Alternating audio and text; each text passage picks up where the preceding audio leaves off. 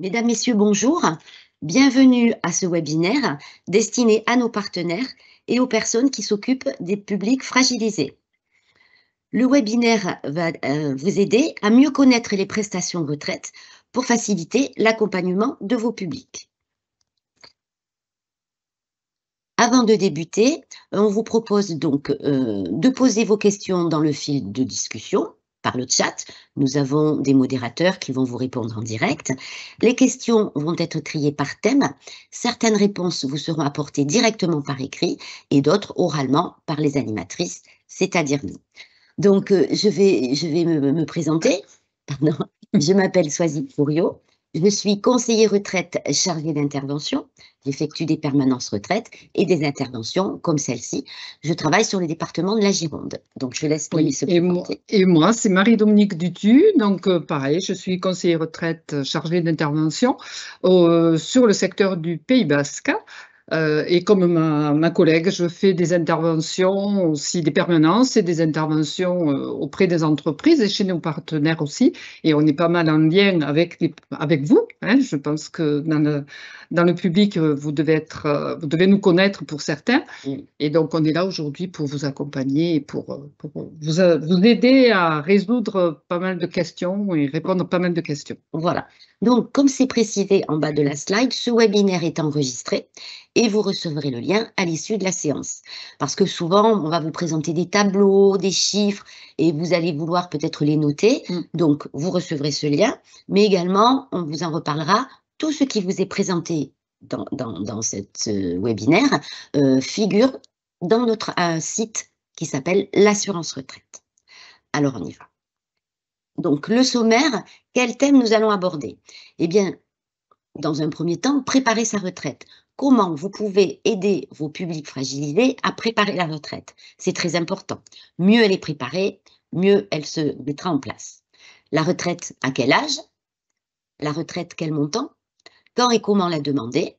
Et puis ensuite, deux thèmes, l'ASPA, c'est-à-dire le minimum vieillesse, et la pension de réversion.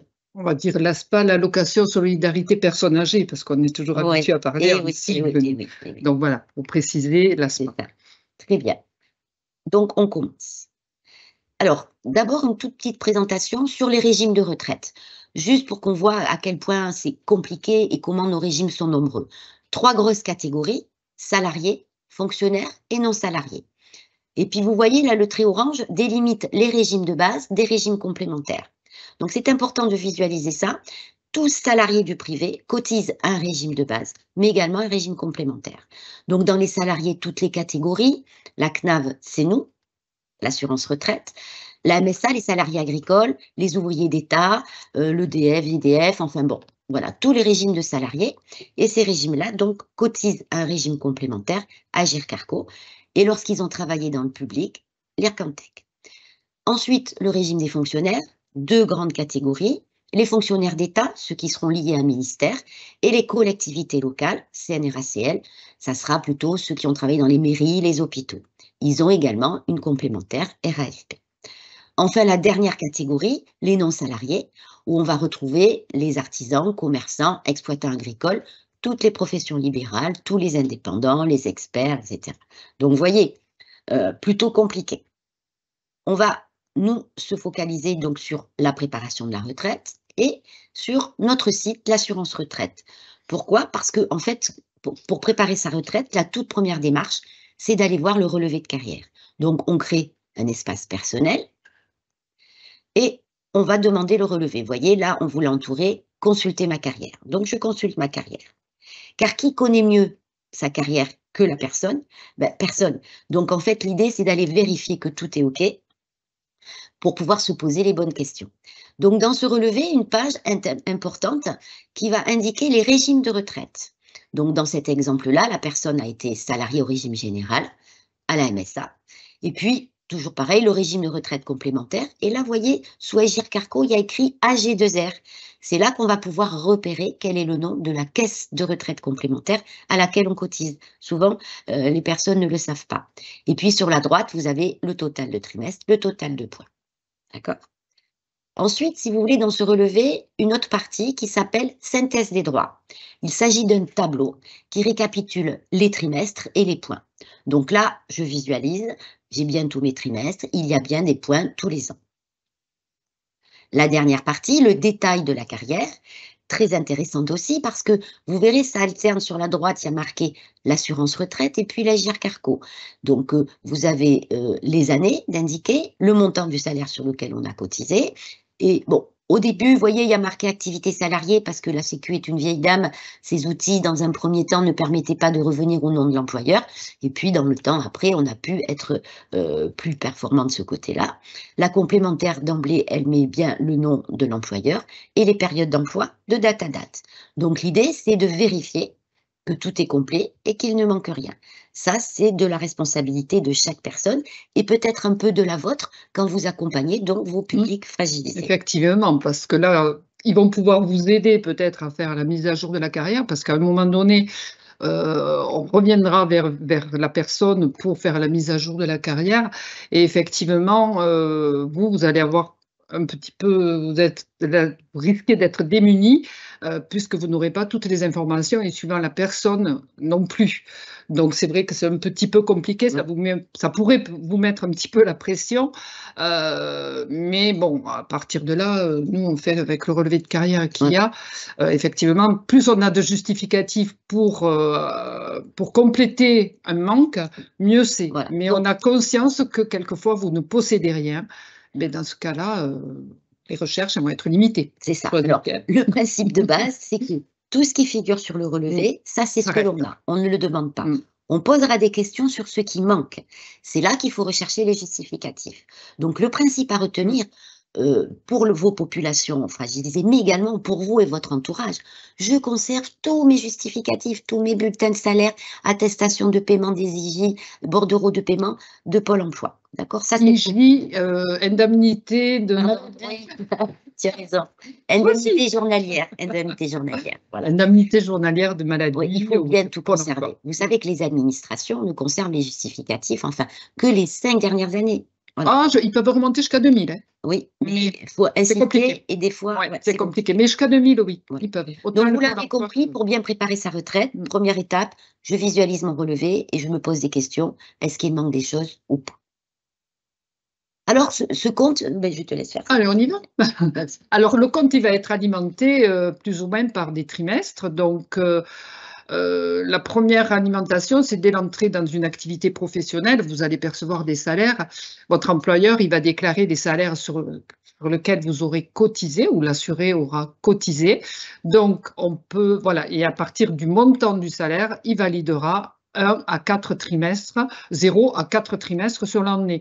C'est pas lié, la validation des trimestres n'est pas liée à la durée d'activité, mais au montant du salaire sur lequel on aura cotisé sur toute l'année. Donc, tu es bien en train de dire, c'est pas le temps de travail qui Non, compte, c'est l'argent.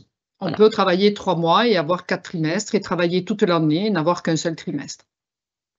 Donc ensuite, nous avons, en fonction des situations, on peut avoir des interruptions d'activité parce qu'on des événements de la vie. Les événements de la vie, voilà, qui font que ben, on se retrouve au chômage puisqu'on a été licencié, on a été malade, donc on a des indemnités qui sont payées, on a du chômage qui peut être payé, on a fait le service militaire, on est en pension d'invalidité. On a des enfants, donc on peut valider des trimestres sur toutes ces situations. Donc c'est vrai qu'on vous pose toutes ces questions et on vérifie tout ça avec l'assuré quand il fait sa demande de retraite. Il y a 2 situations qui ne valident pas de trimestre. C'est quand on est titulaire de l'allocation adulte handicapé, donc un public que vous devez régulièrement rencontrer. Donc dans ce cas-là, ils ne valideront pas de trimestre, sauf ils peuvent avoir aussi de l'allocation adulte handicapé et avoir une activité professionnels à côté, donc auquel cas ils valideront des trimestres du fait du salaire, mais une personne qui ne perçoit que l'allocation adulte handicapé ne validera pas de trimestre. Tout comme la personne qui perçoit le RSA. Voilà. Le RSA ou le RMI anciennement, ces personnes-là ne valident pas du trimestre comme le chômage indemnisé. Ce sont des allocations sociales, donc voilà. Ça ne compte pas pour la retraite.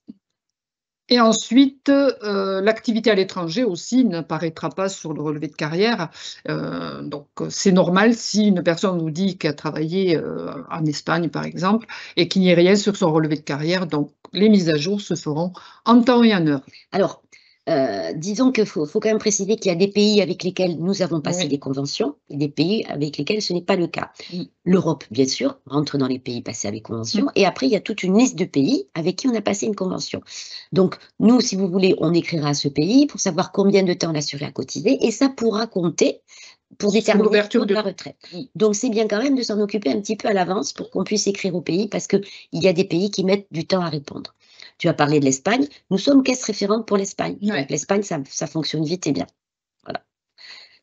Donc, les enfants. Bon, donc ça, c'est important, oui. Moi, les enfants, oui, ce que j'ai dit tout à l'heure, les enfants, donc c'est pour les mamans. Les mamans, elles peuvent valider des trimestres enfants, donc ça, c'est important aussi, à un moment donné, de faire. De toute manière, automatiquement, on demande aux mamans, aux Alors, femmes, si elles ont eu des enfants, oui, et il faut les valider, mais ce il n'est faut pas les justifier. automatique. Ah non, non, non, Parce que nous, souvent, on me dit, ah mais non, avec la caisse primaire, vous savez qu'on a perçu non, des IJ. Pas non, du non. tout. Il n'y a pas de croisement Ça n'a fiscaux. rien à voir Ça avec. doit se déclarer. Ouais, ça n'a rien à voir avec la perception des indemnités journalières ou l'arrêt maternité. Voilà.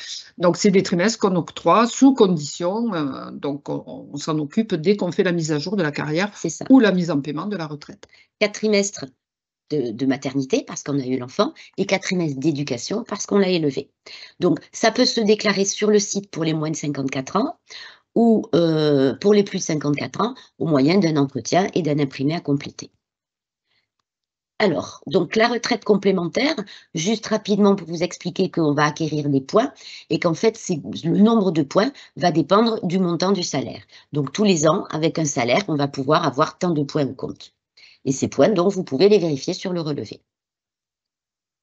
Alors, la retraite à quel âge? Ah, c'est la grande question, Voilà. Swazik. Alors, effectivement, on parle beaucoup d'âge légal. Alors, il faut bien faire la distinction entre l'âge légal et après, on a des possibilités de partir avant l'âge légal. Mais pour passer donc à l'âge légal, on va y aller en suivant. Voilà, tout dépend de l'année de votre naissance. Tout est lié à l'année de naissance et on se basera sur l'âge légal pour avoir droit potentiellement à prendre une retraite. Donc, si vous voulez, pour une génération 1964 qui va faire 60 ans l'année prochaine, l'âge légal pour eux, ça sera 63 ans et il faudra justifier de 171 trimestres sur l'ensemble de la carrière. Tout régime. Tout régime confondu, toutes situations confondues, que ce soit du chômage, que ce soit de la maternité, que ce soit des enfants, que ce soit de l'activité à l'étranger. On va prendre tous les trimestres et le fait. Donc, quand on arrive à 63 ans pour la génération 64, si on valide minimum 171 trimestres, on a droit à une retraite à taux plein. Voilà. Donc, ce qu'il faut savoir, c'est que ce tableau-là que l'on vous montre, vous pouvez le retrouver sur notre site de l'assurance retraite. Vous verrez, il y a un endroit où il y a marqué Actu, Actu de la réforme. Vous cliquez et là, en descendant un petit peu, vous avez tout un tas de fiches très bien faites qui reprennent beaucoup de thèmes que nous abordons aujourd'hui. Donc là, dans le cas que tu citais, impact réforme pour l'année 64, plus 1 an et plus 2 trimestres. Parce que la réforme, elle a eu double peine. On a rajouté du temps, mais on a rajouté des trimestres à faire. Et ça, il faut en être bien conscient. Alors, donc, quand on arrive à l'âge légal, si je réunis les conditions nécessaires pour bénéficier du taux maximum, donc du nombre de trimestres requis par rapport à son année de naissance, j'ai le choix de partir à la retraite puisque j'ai le taux maximum, ou j'ai le choix aussi de continuer de travailler pour bénéficier d'une surcote, auquel cas je contribue à l'augmentation de ma retraite. Si je ne réunis pas les conditions pour avoir le taux maximum, c'est-à-dire que je n'ai pas tous les trimestres à l'âge légal, soit je continue de travailler, soit j'attends, suivant la situation. Si une personne ne travaille plus depuis longtemps, elle sait qu'elle n'aura jamais les trimestres requis, elle va attendre 67 ans. Parce qu'à 67 ans, je reviens en arrière, à 67 ans, on maintient l'âge automatique du taux plein. Ça n'a pas bougé. Ça n'a pas bougé, heureusement. Ou alors, j'ai aussi la possibilité de choisir de partir à une retraite minorée et avec une réduction de la retraite définitive, c'est-à-dire que la personne qui accepte une retraite minorée elle est ferme et définitive. On ne refera pas un nouveau calcul à 67 ans. Ouais. C'est bien important de le préciser, parce que beaucoup de nos assurés pensent que bon, ils vont la prendre maintenant, et puis à 65 ou 67, elle sera révisée. Non, la décote, elle est définitive. D'ailleurs, on fait signer un papier pour bien, vous avez bien pris conscience que c'est définitif, c'est important. La carrière longue, vaste sujet. Ce qui est important dans la carrière longue, c'est de savoir qu'en fait, il faut réunir 2 conditions et cumulatives. Nous recevons beaucoup d'assurés qui viennent nous voir en nous disant: «Je suis carrière longue». Alors, ils ont commencé tôt, certes, ce sont des générations qui ont commencé tôt, mais en fait, ils oublient la 2e condition, qui est celle d'avoir cotisé longtemps. Et quand je dis cotiser, eh bien, ça veut dire que c'est pas tous les Travailler. trimestres qui comptent. Ce sont les trimestres d'activité, ça va être aussi les trimestres, on va pouvoir compter 1 an juste de chômage, 1 an juste de maladie, parce que quand on est au chômage et en maladie, on ne cotise pas pour la retraite, d'accord? Donc vous l'avez compris, c'est compliqué. La notion de trimestre cotisé, les assurés et vous n'y avez pas accès. Non. Si vous voyez quelque chose de marqué sur un relevé, Non. ça ne sera pas le bon renseignement. Il est impératif, pour savoir si on peut partir en carrière longue, de rencontrer un conseiller ou éventuellement, comme c'est noté là, une étude préalable est nécessaire, de demander une attestation de départ anticipé carrière longue. D'accord? L'attestation se trouve sur notre site. Je suis actif. Vous cliquez là et là, en bas à droite, vous avez tous les formulaires de l'assurance retraite, notamment celui-ci. D'accord? Donc, il y a donc 2 conditions. Avoir commencé tôt, vous voyez s'afficher les bornes, 18 ans, 20 ans, 21 ans, je ne détaille pas, hein, et surtout réunir un nombre de trimestres. OK? Alors, la La retraite. retraite pour inaptitude, donc par contre, voilà, on a parlé de l'âge légal, vous voyez qu'il peut être décalé jusqu'à 64 ans. Hein. Pour les personnes qui sont titulaires d'une pension d'invalidité, donc là on rentre dans le vif du sujet qui va vous concerner essentiellement, hein, public fragile. Donc les personnes qui sont titulaires d'une pension d'invalidité ou qui sont titulaires de l'allocation adulte handicapé, ben, ils auront une retraite à 62 ans, à taux plein, même s'ils ne justifient pas des trimestres requis par rapport à l'année de la naissance. Donc ça, c'est important de le savoir. Donc 62 ans, il n'y a plus d'âge légal pour eux. Ils sont obligés de prendre leur retraite à 62 ans. On va le voir après. On va le détailler un petit peu plus, mais il y a aussi possibilité, vous pouvez être aussi amené à rencontrer des personnes qui sont en arrêt maladie depuis un moment et qui, ou pas, et qui ont des problèmes de santé. Voilà. Ils peuvent demander aussi la retraite à 62 ans pour inaptitude. Donc, certificat médical à joindre à la demande de retraite à 62 ans. Et à partir de là, le médecin conseil étudie le cas et il nous dit si c'est possible ou pas. Voilà. Donc, à retenir que si on a des problèmes de santé, ben, finalement, la retraite, elle est restée à 62 ans. D'accord? Allez. Alors, dans certains cas, on a la retraite anticipée des travailleurs handicapés. Alors là aussi, c'est un public que vous pouvez être amené à rencontrer. Donc, pour pouvoir bénéficier de la retraite anticipée de travailleurs handicapés, il y a une étude préalable à faire. Et les conditions, il faut avoir un taux d'incapacité supérieur ou égal à 50%. Avoir la reconnaissance de travailleur handicapé avant 2016, si je me trompe.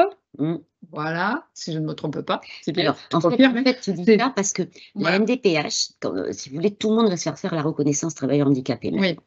Et le problème, c'est que depuis 2016, le taux de handicap n'est plus noté sur les notifications.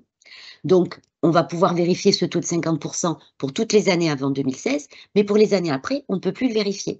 Et c'est pour ça, je fais un petit aparté, que beaucoup d'assurés demandent l'AH, allocation adulte handicapé, pour avoir un taux de reconnaissance.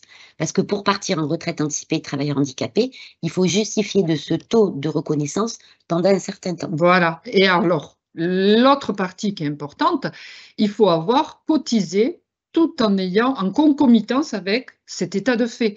C'est-à-dire qu'il faut avoir travaillé, en étant handicapé, cotisé, tout en étant handicapé ou en étant supérieur à 50%.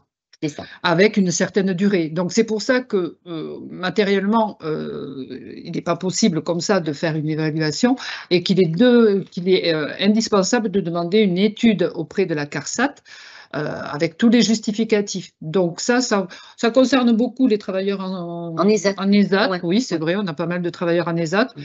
Après, on a des gens qui travaillent, il n'y a pas de souci, et qui ont des problèmes de handicap, et qui font pas trop le choix de partir avant quand même. Alors, Parce petit que ça a des conseil. conséquences, mais Voilà. ça, c'est un autre sujet. Petit conseil, vous qui accompagnez, donc toujours Voilà. pareil, des populations fragiles. Donc, à partir du moment où ils sont fatigués en fin de carrière et où vous pensez qu'ils réunissent les conditions, possibilité de demander une attestation de départ anticipé travailleur handicapé dans les mêmes conditions que celles que je vous ai indiquées pour la carrière longue, hein. Le site Je suis actif et tous les formulaires en bas à droite, en joignant tous les justificatifs. Mais le conseil, c'est de toujours, quand vous demandez l'attestation, demander une estimation de la retraite. Oui. Parce qu'on a dit, quand on a un problème de santé, la retraite, elle est à taux plein, certes, mais on va le voir dans la formule de calcul, elle reste payée au prorata des trimestres.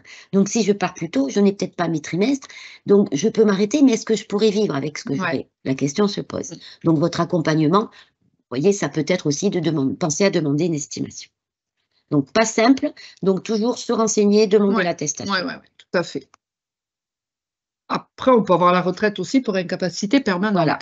Donc, les personnes qui sont titulaires d'une rente maladie professionnelle supérieure à 20% peuvent partir à partir de l'âge de 60 ans. Ça n'a pas bougé. Ça n'a pas bougé.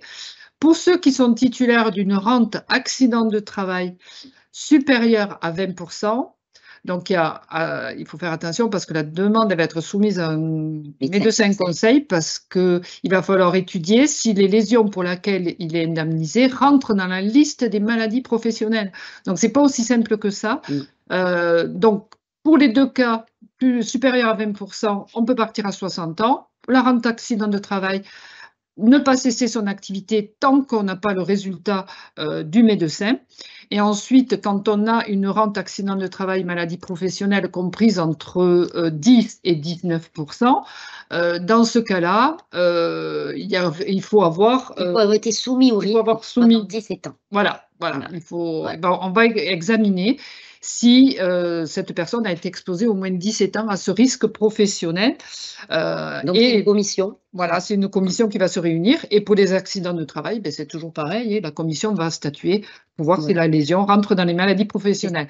Et le départ n'est possible que 2 ans avant l'âge légal. Donc là, on change. Quelqu'un qui a un départ à l'âge légal à 64 ans ne pourra pas bénéficier de sa retraite avant les 62 ans et toujours sous condition aussi. Voilà. Donc en gros, rente MPAT supérieure à 20%, pas d'impact réforme, ça reste à 60 ans. Et si la rente est entre 10 et 20%, impact réforme, donc ça sera 60 ans plus 3 mois, 6 mois, 9 mois. Petit détail aussi, si on perçoit une rente AT, il ne faut pas que ça soit une rente issue d'un accident de trajet. Il faut que ça soit vraiment un accident sur le lieu du travail. C'est bien de le préciser, effectivement, hors trajet. Voilà, d'accord. Donc, se renseigner, nous rencontrer si vous avez besoin d'informations à ce sujet. Donc, vas-y. Alors, donc là, retraite en cas de handicap, on vous a fait un petit récapitulatif pour vous qui rencontrez ces situations. Donc, je résume. La retraite pour inaptitude au travail, celle qui est à gauche, elle reste à 62 ans. C'est l'assuré qui est en activité ou pas et qui vous dit qu'il a des problèmes de santé, certificat médical, visite médicale. Si le médecin est OK, il pourra prendre sa retraite dès 62 ans à taux plein, mais toujours au prorata des années. Deuxième cas, la retraite suite à pension d'invalidité. On va revenir dessus en détail pour le passage à la retraite. Mais ça sera donc à 62 ans, à taux plein. La retraite anticipée des travailleurs handicapés, elle peut être en théorie à partir de 55 ans. Comme on vous l'a dit, vérifier que le droit est ouvert et demander une estimation. La retraite pour incapacité permanente, possible aussi à partir de 60 ans, sous réserve donc que les rentes soient au moins à 20%, sinon impact réforme. D'accord? Allez, on continue. La poursuite d'activité. Donc, 3 thèmes. Là, on ne va pas forcément les détailler parce qu'on s'est dit que ce n'était pas forcément des situations que vous rencontriez avec vos publics, mais on va quand même vous le présenter. Tu veux parler de la progressive? Alors, la retraite progressive, elle peut être mise en place 2 ans avant l'âge légal. Donc, il faut justifier de minimum 150 trimestres sur son compte. et justifié d'une activité à temps partiel, comprise entre 40 et 80% du temps complet appliqué dans l'entreprise. Donc, à partir de là, on examine 2 ans avant l'âge légal si c'est possible. Donc, vous pouvez avoir le cas. Donc, on ne va pas développer plus. Non. Je pense que voilà, on sait que c'est possible. Voilà. Je travaille à temps partiel et je peux commencer à toucher une partie de l'autre. Ça, c'est bien. Voilà. Donc, la surcote, c'est je travaille, je suis super bien à mon travail. Mais j'ai l'âge, j'ai les trimestres, mais je choisis de continuer. Eh bien, oui, je suis récompensée à raison de plus 1,25% par trimestre travaillé. Donc, je majore ma retraite de 5% par an et sans limite. Au-delà de l'âge légal. Voilà, oui, très important. C'est-à-dire, je peux partir à l'âge légal, j'ai mes trimestres, je continue, oui, je surcote. Et ensuite, on a le cumul emploi-retraite. Il y a des personnes, bon, quand ils sont à la retraite, qui souhaitent reprendre une activité professionnelle. Bon, effectivement, c'est possible, mais j'invite, alors on ne va pas développer là, hein, on va inviter quand même chaque personne, dès lors qu'on reprend une activité professionnelle, il faut se renseigner auprès de son conseiller ou de la caisse, savoir dans quel contexte je peux reprendre, parce qu'il y a du cumul intégral pour les personnes et du cumul. Voilà, disons qu'il y a un cas où on peut tout faire et un cas où on a des contraintes. On va pas, le but, c'est pas de développer là aujourd'hui, mais on sait que ça existe et on s'adresse à la caisse, à chaque caisse pour voir les conditions. Mais c'est possible. Alors, le montant de la retraite, les sous, le nerf de la guerre, on y va. La formule de calcul. Donc, tout d'abord, le système va revaloriser tous les salaires pour déterminer quelles sont les 25 meilleures années, mais entières. D'accord? 25 meilleures années entières. C'est la base de calcul. Ensuite, on multiplie par le taux. Le taux, c'est un pourcentage. J'y viens là. Donc, vous voyez, le taux plein, le maximum, c'est 50%. Pas beaucoup. En fait, la retraite, c'est qu'un demi-salaire. Et ce taux de 50%, on pourra l'avoir si on a les trimestres, durée d'assurance requise, vous vous rappelez le tableau qu'on vous a montré, ou alors si on a des problèmes de santé. On a ce taux qu'on qualifie de taux plein, c'est 50%. On va préciser aussi que le taux plein, on l'a en carrière longue. Oui, c'est souvent la question. C'est souvent la question qu'on a les pose quand même. Voilà, c'est ça. Donc voilà. Donc si je n'ai pas les trimestres, j'aurai un taux minoré, c'est-à-dire moins de 50%. Le plus bas sera 37,5%. Et on vous l'a bien dit, définitive. Donc je reviens là, voilà. Donc ce taux varie entre 50 et 37,5%. Il est fonction donc éventuellement de mes problèmes de santé ou du nombre de trimestres que je réunis, taux régime, c'est-à-dire avec l'étranger éventuellement ou d'autres régimes.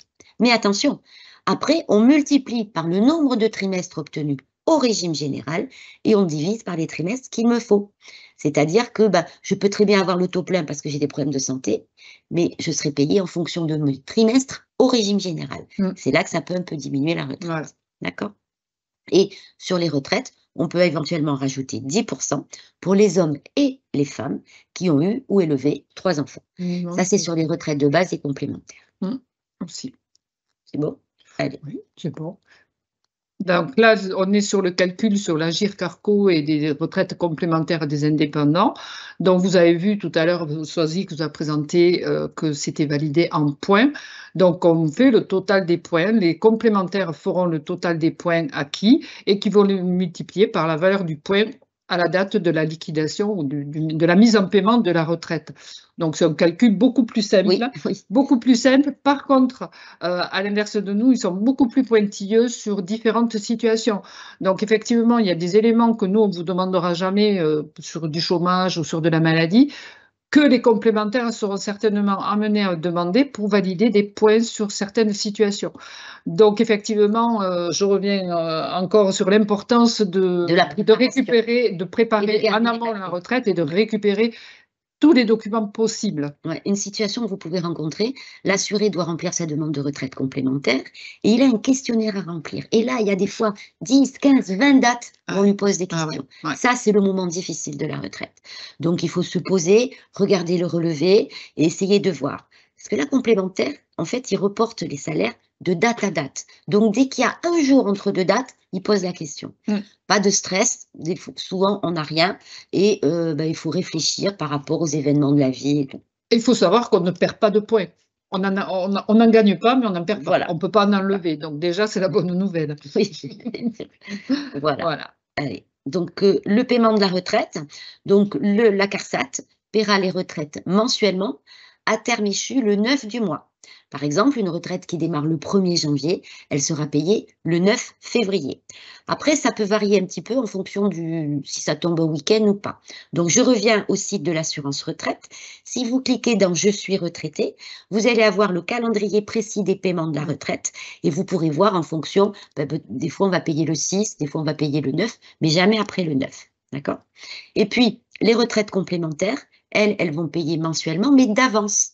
Si j'ai un départ au 1er janvier, eh bien, la retraite sera payée le 1er janvier. Le premier paiement intervient souvent plutôt en milieu de mois, mais après, c'est vraiment régulier. Oui.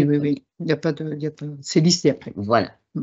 Alors, la fiscalité. La fiscalité, donc on va prélever suivant la situation fiscale et on demande. C'est pour ça qu'on demande des avis d'imposition des 2 dernières années. C'est pour vérifier la fiscalité. Donc une personne qui est imposable, on lui prélèvera 9,10% automatiquement sur sa retraite. Mais on peut être aussi prélevé partiellement en fonction de la situation fiscale et des barèmes fixés par le gouvernement. Donc ça, en fonction de... Voilà. C'est pour ça qu'on examine tout ça. Ça dépend en fait, non pas d'être imposable ou pas. Souvent les gens ils disent « je ne suis pas imposable ». Ça serait trop simple, ça l'était, mais ça ne l'est plus. C'est que maintenant, ça dépend du revenu fiscal et du nombre de parts. Voilà. Et donc il y a 3 taux, 9, 10, 7, 4, 4, 3, et donc on va déterminer le taux en fonction. Et tous les ans, nos fichiers vont croiser les fichiers des impôts pour adapter. Ça se fait automatiquement, effectivement. Et au niveau des caisses complémentaires, il y a 1% de plus pour la maladie. Donc, eux, ils prélèvent, et c'est les mêmes barèmes aussi que nous par rapport à l'estimation des prélèvements. Voilà. Aussi, petit détail, toujours sur le site de l'assurance retraite, dans « Je suis retraité », vous avez une calculette où vous saisissez les revenus fiscaux et le nombre de parts et vous pouvez voir comment vous serez prélevé. Allez, donc quand et comment demander la retraite? Donc là, on est aussi sur le vif du sujet qui vous concerne, hein, puisque c'est quelque chose d'important. Donc, 4 mois avant le point de départ, il faut faire ces démarches pour demander la retraite. C'était 6. C'était comme nous sommes très performants maintenant, nous sommes passés à 4 mois. 4. À 4 mois aujourd'hui. Donc, voilà. Plusieurs possibilités de faire sa demande de retraite. Pourquoi Swazik vous a demandé tout à l'heure de créer votre espace personnel? Déjà, c'était pour vérifier votre carrière, mais aussi pour faciliter la prise de la retraite, c'est-à-dire que de demander la retraite en ligne, ça va être plus facile, plus simple, pratique et sécurisé de faire sa demande en ligne. Alors, on a une petite vidéo. On va tenter de vous passer la vidéo. On espère qu'elle passera bien. Voilà.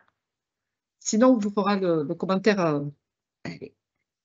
Ce service en ligne vous permet de faire une seule demande de retraite auprès de tous vos régimes, de base et complémentaires.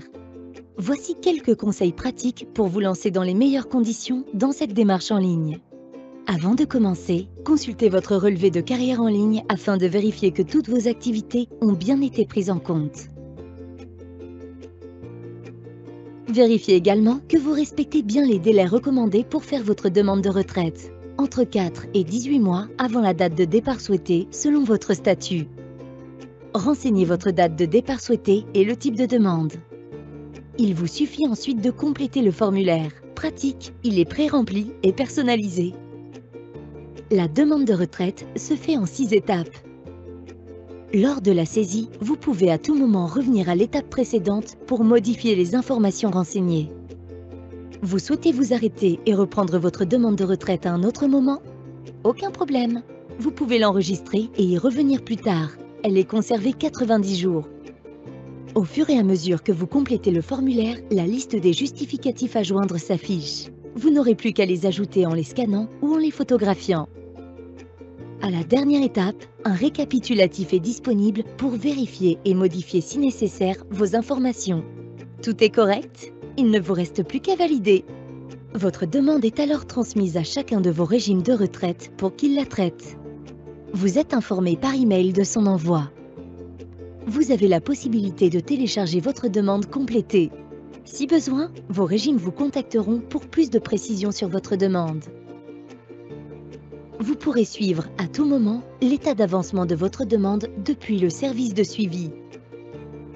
Maintenant, c'est à vous. Avec Info Retraite, l'ensemble de vos régimes de retraite simplifie vos démarches. Eh bien, alors, je vais enchaîner pour vous donner une petite information parce que c'est une question qu'on me pose souvent. qu'est-ce que c'est Info Retraite? Qu'est-ce que c'est l'assurance retraite? Donc, Info Retraite, c'est un site qui a été créé en 2003 par le gouvernement en donnant pour obligation à tous les régimes, vous savez, ces 42 régimes que je vous ai présentés au début, de se réunir en un fichier unique pour délivrer un document unique, celui que je vous ai présenté en début de carrière. Parce qu'avant, il fallait aller courir, voir chaque caisse. Chaque caisse, oui, tout à fait. Donc là, maintenant, on a un document unique. Et donc, Info Retraite reste le site national qui regroupe toutes les caisses de retraite. Sur Info Retraite, on peut avoir le relevé, on peut faire la demande de retraite. La demande de retraite nous est transmise. Et après, c'est tout.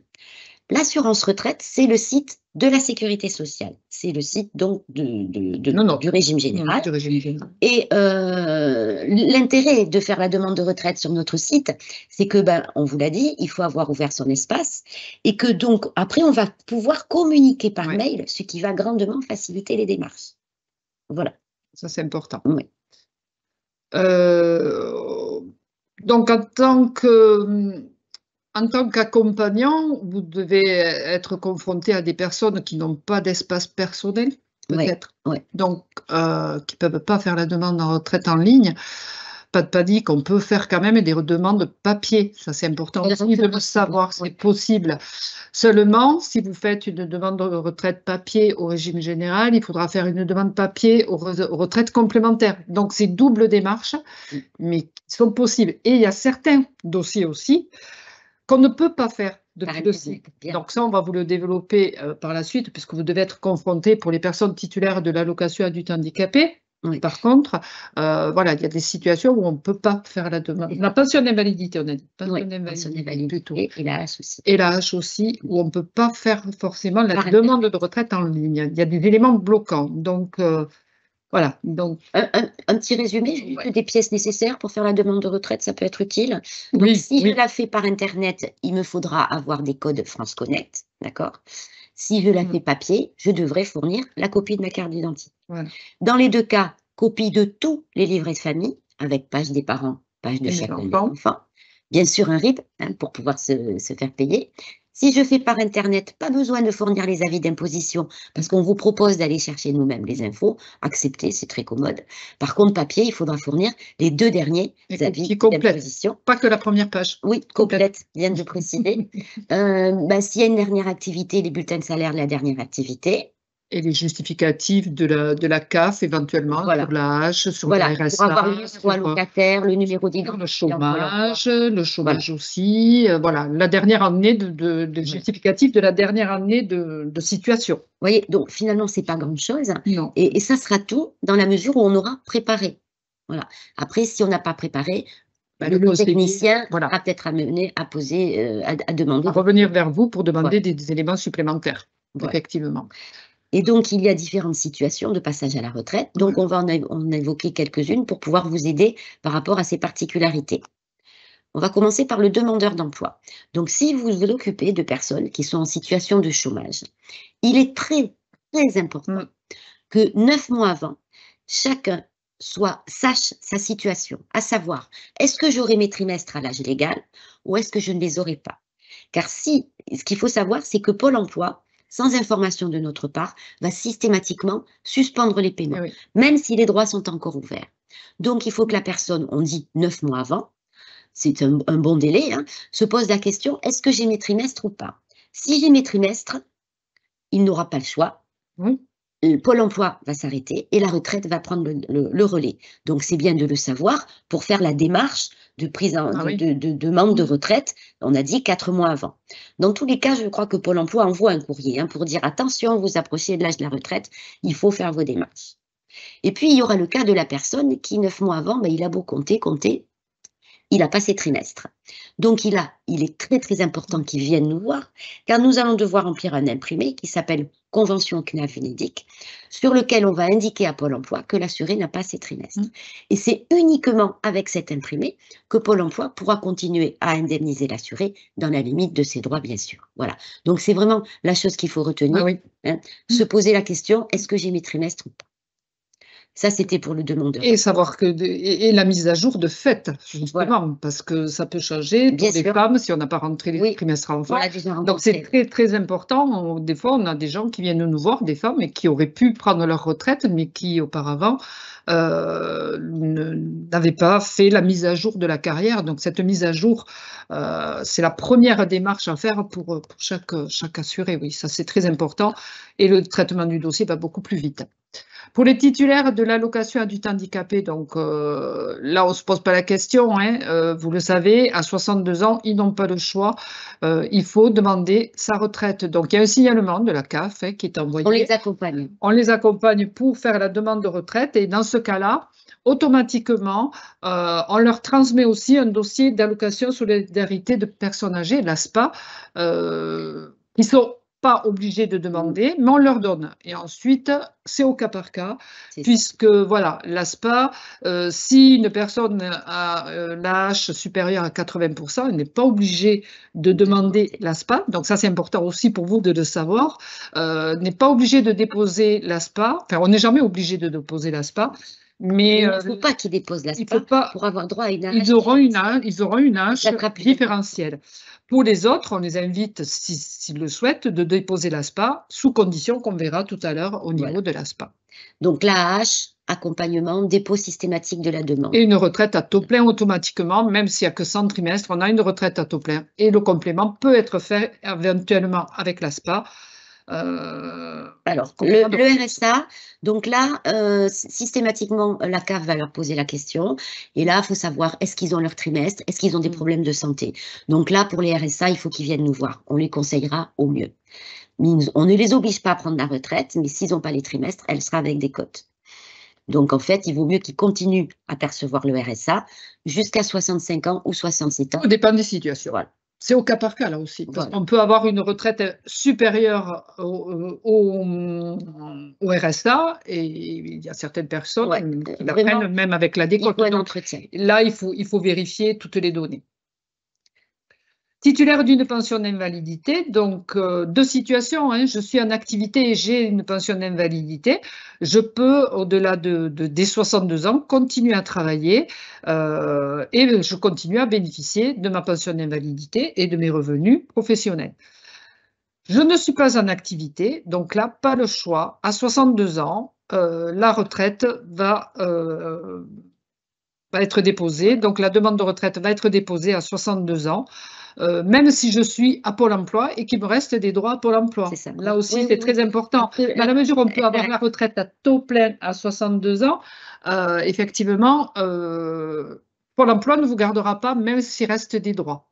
C'est surtout que la pension d'invalidité s'arrête. Et la pension d'invalidité s'arrête. Donc là, c'est un cas un peu particulier en ce moment du fait de la réforme, c'est que comme cette retraite, elle reste à 62 ans, on ne peut pas la faire par Internet parce que le système, il ne connaît pas encore ce cas-là. Donc là, celle-là, il faudra la faire papier. Mais dans tous les cas, la caisse primaire envoie la demande de retraite papier. Nous, on a préenregistré un dossier et on donne des rendez-vous. On anticipe, on anticipe l'envoi des dossiers pour les AH, titulaires de l'AH et les titulaires d'une pension d'invalidité. Ils reçoivent les dossiers et à ce moment-là, on les accompagne. On les accompagne. Et vous êtes là aussi pour les accompagner. Bien sûr. Alors, on parle de l'ASPA. Allez. Donc l'ASPA, alors ASI-ASPA, l'ASI, c'est une allocation qui est versée avant l'âge légal. Ça sera pour les personnes qui ont une pension de réversion. Et l'ASPA, donc ça sera pour les personnes qui perçoivent une retraite. Donc en fait, 3 conditions d'âge. Donc, on a dit 62 ans si j'ai ma retraite à titre inapte, sinon âge légal. Sinon 65 ans. Oui, 65 ans, pardon, 65 ans. 62 ans à titre inapte ou 65 ans. Mais il y en a qui peuvent être à l'âge légal à titre inapte aussi. Mais bon, on va dire 62 ans à titre inapte, 65 ans. Retenez 65 ans. Une condition de ressources, parce que c'est une allocation sociale. Donc, alors là, on compte tout. Attention, même par exemple des choses qui ne comptent pas, qui ne se déclarent pas aux impôts, nous, on retient tout. Le plafond de ressources pour une personne seule pour l'ASPA, 961,08 €. Pour un couple, 1492. Et puis, il y aura aussi une condition de résidence. On doit résider en France. C'était 6 mois, c'est passé à 9 mois dans l'année. Justifié, voilà. Il y a des contrôles tous les ans. Il y a des contrôles tous les ans pour vérifier. la résidence. Donc, c'est une demande papier hein, que l'on trouve sur le site. Rappelez-vous toujours pareil, hein, je suis actif, les formulaires, tous ces documents se trouvent là. Et on demande des justificatifs de résidence, des justificatifs de ressources, bien sûr. Et il faut savoir que cette prestation, s'il y a des biens, elle est récupérable. Alors, la réforme a relevé ce plafond. On était à 39 000 € pour la récupération. Aujourd'hui, on est à 100 000 € sur l'actif successoral qui dépasse 100 000 €. Voilà, on récupère sur l'actif successoral, pardon, qui dépasse les 100 000 €. Donc, on fait un point sur les situations. Alors, celui qui n'a rien, ben, on récupère on rien. ne demande pas aux enfants, hein, on prend sur la succession. Voilà, on prend uniquement sur la succession. Il existe aussi ce qu'on appelle le SASPA. Donc là aussi, ce sont peut-être des situations que vous rencontrez. Ça, c'est pour les personnes qui n'ont absolument pas du tout cotisé, qui n'ont rien. Donc, ils auront droit de demander cette allocation. C'est à partir de l'âge de 65 ans. Elle se demande auprès du CCAS de la mairie de résidence. Pour info, elle est traitée par la MSA. Ou 62, si 62 oui, 62, si c'est quelqu'un qui a la hache depuis la naissance.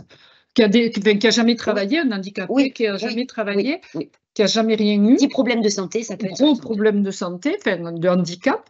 À ce moment-là, 62 ans, l'âge va peut-être pas. Là, alors, peut-être. Je crois que la hache, elle continue à vie. La hache doit continuer à vie pour ces personnes-là. Ouais, c'est ça. Oui. Donc oui, effectivement, mais c'est des petites subtilités. Voilà. Ouais. Alors après, c'est vrai que vous nous voyez un peu hésiter, parce qu'en fait, ce ne sont pas des situations que nous rencontrons, parce qu'en fait, les gens qui viennent nous voir, ben, ils ont travaillé, ils viennent demander la retraite. Tout à fait. Voilà. S'il y a un doute, CCAS de la commune de résidence. Dernier thème, la pension de réversion. Voilà, on trouve toujours important d'aborder ce thème de pension de réversion parce qu'on s'aperçoit que voilà, il y a souvent des choses qu'on ne sait pas ou qu'on mélange aussi. Hein. Donc au niveau, c'est pour ça qu'on fait le distinguo entre le régime général et les caisses complémentaires parce que ce ne sont pas forcément les mêmes droits. On a quand même l'âge de possibilité de prendre la retraite, de bénéficier de la retraite de réversion. La possibilité. Ah, c'est la possibilité. Non, on peut, oui. Non, mais il y a des personnes qui sont veuves depuis longtemps et qui n'ont jamais demandé la pension de réversion. Donc ça, on en rencontre. Donc c'est important aussi, vous, en tant qu'accompagnant, de vous renseigner s'il y a des personnes qui n'ont pas un conjoint qui est décédé à l'âge de 30 ans. Et à ce moment-là, ils peuvent demander à partir de 51 ans, éventuellement, la pension de réversion de ce conjoint qui est décédé depuis très longtemps. Donc, c'est des cas concrets qu'on a pu rencontrer. Donc, sinon, c'est à partir de 55 ans, il y a la perte d'un conjoint ou d'un ex-conjoint au régime général, il faut toujours faire des démarches pour demander la pension de réversion. Ça se demande. Ça se demande. Une chose quand même très très importante, moi je le dis, hein, la législation est la même pour les hommes et les femmes, parce qu'on me pose encore la question. Et surtout, il faut avoir été marié. Ça, voilà. Pax, concubinage, voilà. Ça ne marche pas. On n'a pas droit. Ça ne marche pas. Voilà. Donc 55 ans, un plafond de ressources pour le régime général. Et oui, on est méchant, hein, on ne donne pas la pension de réversion si on a trop de ressources. Donc le plafond est de 1 953 € brut. Si la personne est encore en activité, parce que 55 ans, on peut être encore en activité, on enlèvera 30% sur le salaire. Si la personne est retraitée, on compte tout. Et il y a un plafond couple, on va vous expliquer pourquoi, parce qu'en fait, si on se remarie, eh bien, on ne perd pas les droits à la pension de réversion. Au régime général. Au régime général. 3 125 € brut si on est un couple. Le montant sera de 54% de la pension du décédé. Et même si on se remarie, comme on l'a vu, on a droit à la pension de réversion. Sous condition de ressources. Sous condition de ressources. Ça n'annule pas la pension de réversion de perçoit déjà. Il n'y a pas de durée de mariage aussi, c'est une question. Non, il n'y a pas de durée de mariage. Et si la personne décédée a été mariée plusieurs fois, chaque veuve a droit au prorata de la durée de mariage. Par contre, je voulais quand même repréciser au niveau des plafonds couple pour la pension de réversion, que vous soyez marié, pacsé ou concubinage. Et oui, ça c'est le côté ingrat, c'est-à-dire que le pacsé concubinage n'ouvre pas droit à la réversion. Par contre, ça compte dans les ressources qui ont refait sa vie. Au niveau des caisses complémentaires, donc l'âge pour partir à la retraite, pour percevoir la pension de réversion, c'est 55 ans, comme nous. Par contre, il n'y a pas de plafond de ressources. Donc, vous pouvez ne pas passer chez nous parce que vous avez des ressources supérieures au plafond, mais avoir droit au niveau de la retraite complémentaire à la pension de réversion, puisqu'il n'y a pas de condition de ressources. Par contre, si vous vous remariez, vous perdez tout droit à la pension de réversion de votre ex-conjoint. Donc, le remariage annule complètement les droits à la complémentaire. Et pour eux, c'est 60% de la pension du décédé. Donc, vous pouvez avoir droit à la retraite complémentaire, la pension de réversion aux retraites complémentaires et ne pas y avoir droit chez nous, et y avoir droit chez nous parce que vous êtes remarié et ne pas y avoir droit aux complémentaires parce que vous êtes remarié. Donc, c'est vrai que dans tous les cas, si vous constatez des situations comme ça auprès de vos protégés, de votre public, effectivement, c'est bien de se rapprocher des caisses pour faire un point.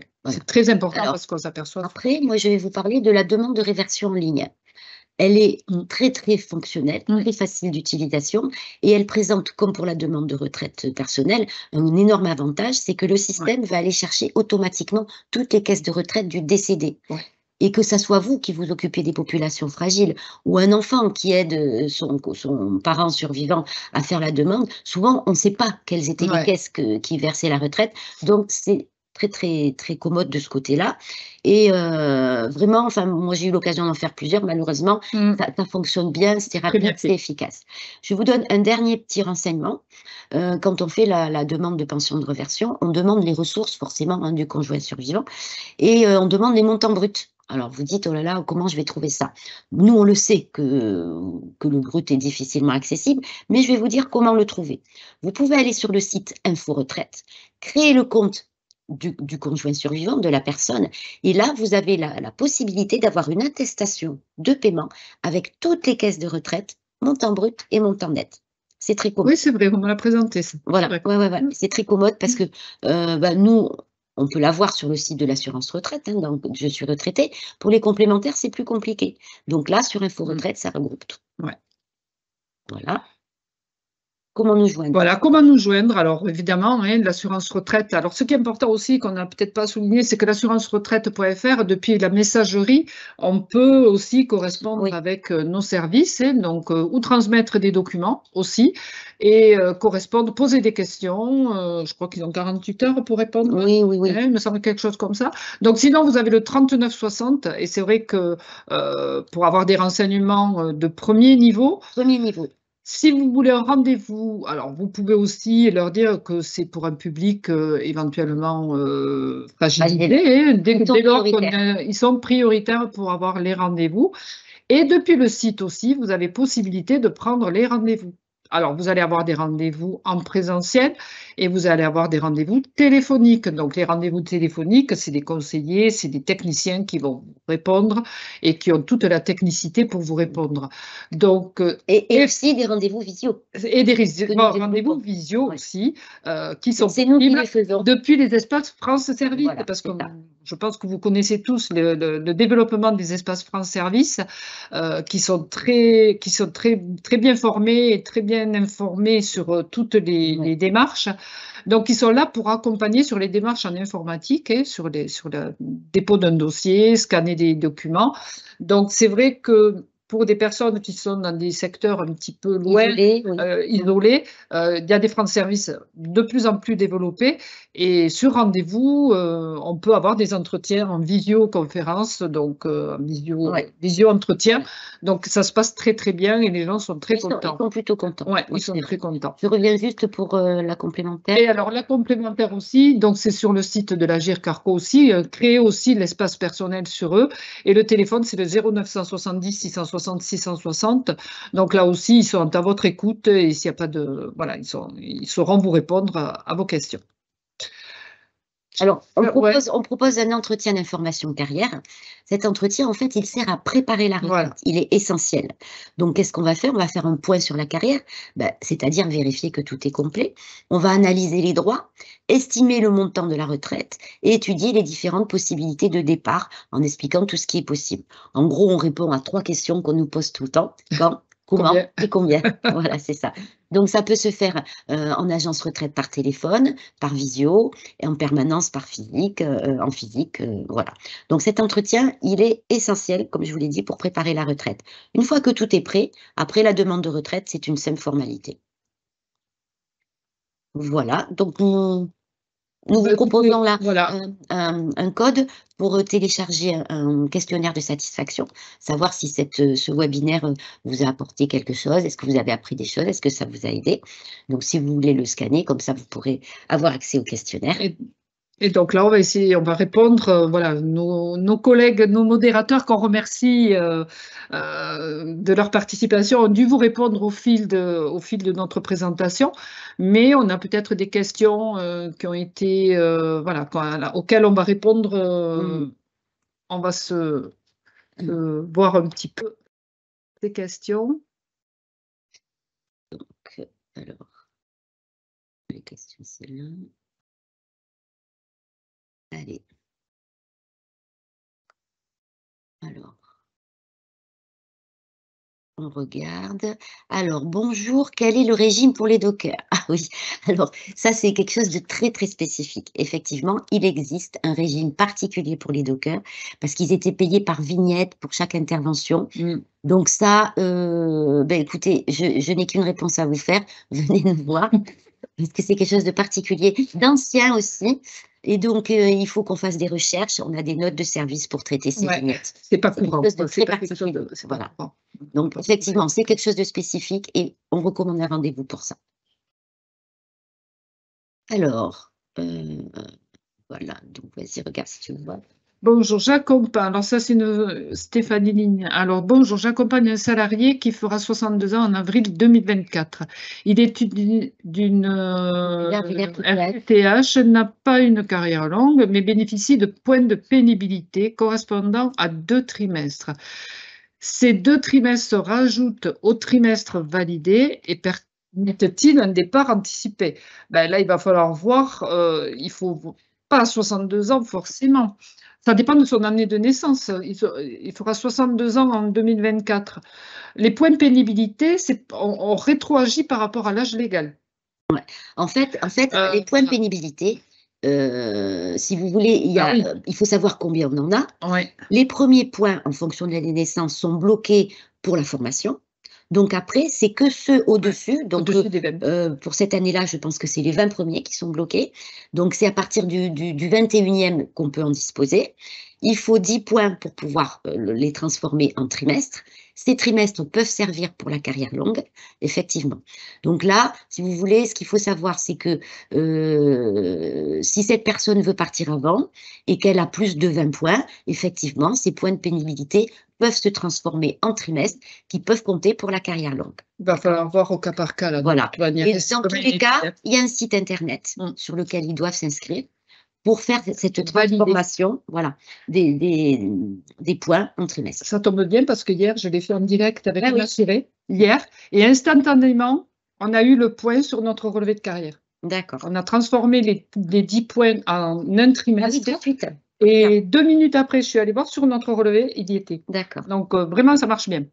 Très bien. Donc, est-il possible de faire cette mise à jour de carrière à tout âge? Eh bien oui. Ah oui. Donc, on vous l'a dit, moins de 54 ans directement sur le site, c'est prévu, mais les plus de 54 ans peuvent également le faire sur le site. Je vois que Eric a répondu, donc je ne sais pas. Alors, les pères peuvent-ils avoir des trimestres validés pour les enfants? On a un petit souci là. Attends, on n'a pas les bonnes questions. Hein? Ah oui. T'as publié, pardon. Voilà. Un petit souci technique. Voilà. Donc, allez, on revient dessus. Alors, le webinaire commence. Quand même. Publié 11. Alors, ah oui, quid des cas des personnes qui ont travaillé dans différents régimes de retraite. Donc, en fait, comme on vous l'a dit, il faut préparer la retraite, regarder le relevé, et ce relevé, il récapitule tous les régimes. S'il manque quelque chose dans le régime général, on s'adresse au régime général pour compléter. S'il manque quelque chose à la caisse des médecins ou dans un régime de fonctionnaire, on s'adresse à ce régime-là. La demande de retraite, donc la formalité, on l'a vu, formalité unique pour tous les régimes de retraite. Petite particularité pour le public, ils ont un service RH, ils vont leur dire on s'occupe de tout, mais en fait ils s'occuperont de tout ce qui est public. Il faudra quand même faire les démarches à part pour le privé.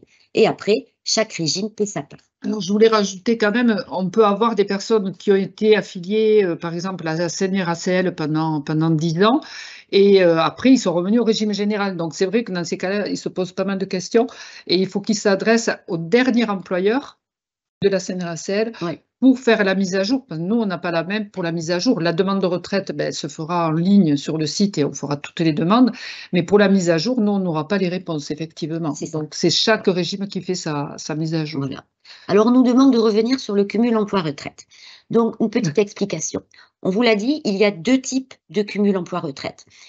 Le premier cas, ça va être la personne qui a l'âge légal, donc 62 et X mois, on l'a vu, qui a tous ses trimestres, donc 169, 10, 11, 12, d'accord, et qui a demandé toutes ses retraites.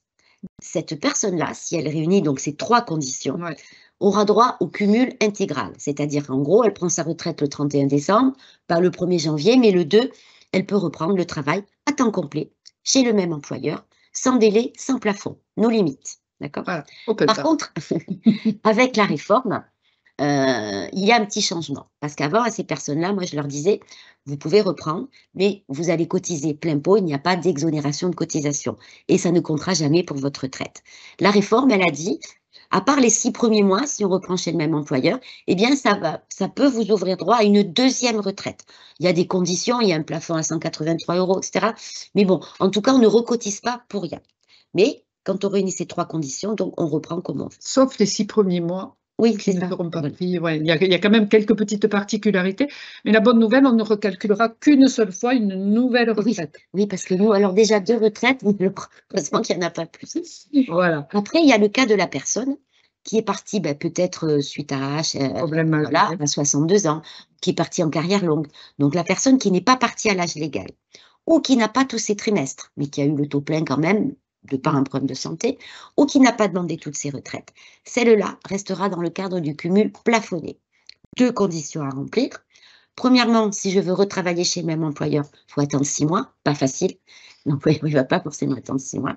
Si c'est un autre employeur, je peux reprendre de suite. Mais il y aura un plafond de ressources à ne pas dépasser. Le plafond, c'est la moyenne des 3 derniers mois d'activité que l'on va comparer au total des retraites plus le nouveau salaire. De base et complémentaire. Voilà. Conserver l'idée qu'en fait, on permet de reprendre une activité pour maintenir le niveau de vie, mais pas pour gagner plus. Et on ne recalculera pas de nouvelle retraite. Voilà. On ne calculera pas une nouvelle retraite dans cette situation-là. Donc, vous voyez, c'est très précis. Donc, moi, ce que j'invite... Venir nous voir. Il faut venir, c'est du cas par cas, parce que on m'a dit, on aime bien quand même examiner chaque situation, chaque cas est un cas, c'est toujours pareil. Et ce que votre voisin a eu ou autre, ce n'est pas forcément bon pour vous. Donc, on m'a dit, il a ses limites. Il a ses limites. Il a ses limites. Alors, donc, important. Nous avons une question suivante. Les personnes qui perçoivent l'AH ou le RSA percevront donc uniquement le minimum vieillesse. Alors, pas du tout. En fait, si vous voulez, à partir du moment où on a cotisé, on a droit à une retraite. Le minimum vieillesse, il viendra en complément pour assurer un certain revenu. On a parlé du SASPA. Et le SASPA, c'est pour ceux qui n'ont pas du tout cotisé. D'accord? Donc, j'ai un peu cotisé, même pas beaucoup. Je percevrai mon droit et j'aurai le minimum vieillesse en complément. À partir de 65 ans pour les RSA. Ouais. Alors, ok. Mais écoutez, je ne vois pas d'autres questions. Il n'y a pas d'autres questions? Donc, on espère... Ce qu'on a été clair. Voilà, peut-être. On espère vous avoir appris plein de choses et pouvoir avoir facilité vos interventions auprès des populations et des gens fragiles que vous pouvez rencontrer. Donc, merci pour votre écoute. Merci pour votre participation. Et peut-être à bientôt sur le terrain. Voilà. Voilà. Au revoir, messieurs, dames. Bonne journée, messieurs, dames.